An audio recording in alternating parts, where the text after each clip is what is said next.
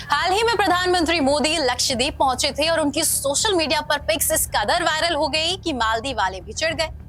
इसीलिए आज हम बात करेंगे लक्षद्वीप के बारे में, जिसके 97% पॉपुलेशन मुसलमानों की है। लेकिन इतिहास के पन्नों को पलट कर देखेंगे तो पता चलेगा कि वहां हिंदू और बौद्ध धर्म की पॉपुलेशन ज्यादा हुआ करती थी।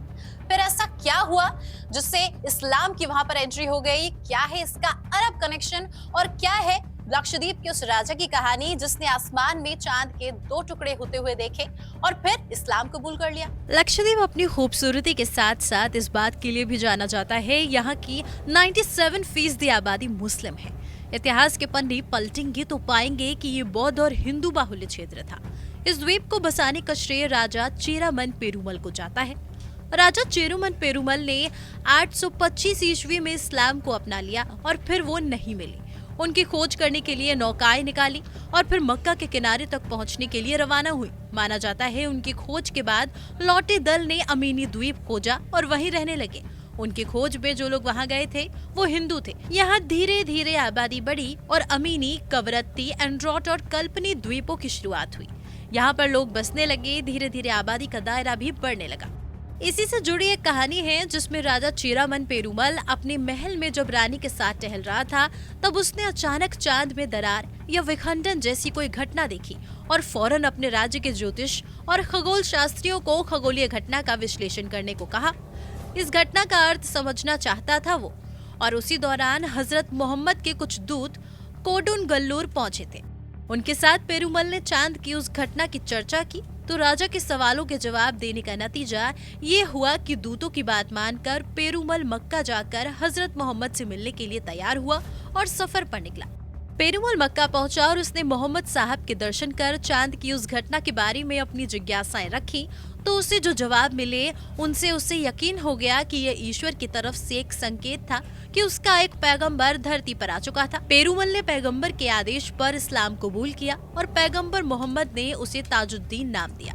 रास्ते में उसकी सेहत खराब होने लगी और ओमान साम्राज्य के सलाहला में उसने अपनी मौत से ठीक पहले अपने राज्य के अधिकारियों के नाम एक चिट्ठी लिखी।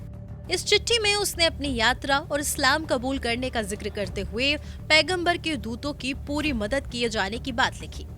इसी से जुड़ी एक दूसरी कहानी भी काफी प्रचलित है जो कुछ इस तरह है।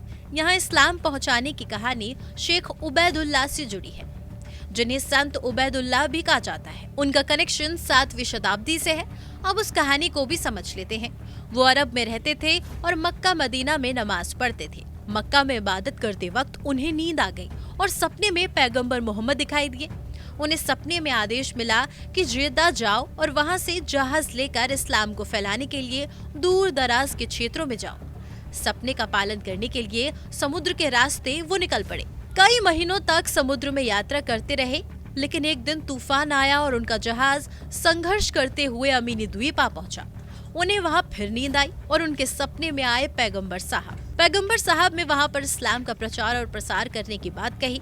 उन्होंने उसी आदेश का पालन किया और जब उनकी मंशा वहां के मुखिया को पता चली तो उन्होंने वहां से उन्हें निकाल दिया। फिर वो एक सुंदर युवती के प्यार में पड़ गए और उनका धर्मांतरण कराकर नाम हमीदत बीवी रखा।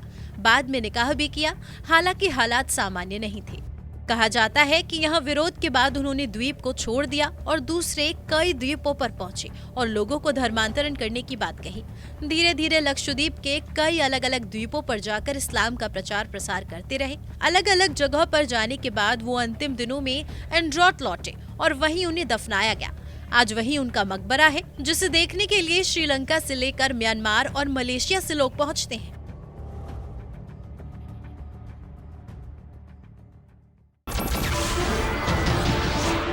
नमस्कार, मैं हूं मानक गुप्ता। अगर आपको हमारा ये वीडियो पसंद आया हो तो इसे लाइक और शेयर जरूर करें और हाँ, हमें सब्सक्राइब और फॉलो करना ना भूलें ताकि आप देश और दुनिया की कोई खबर मिस ना करें। तो जुड़े रहिए हमारे साथ और देखते रहिए News 24।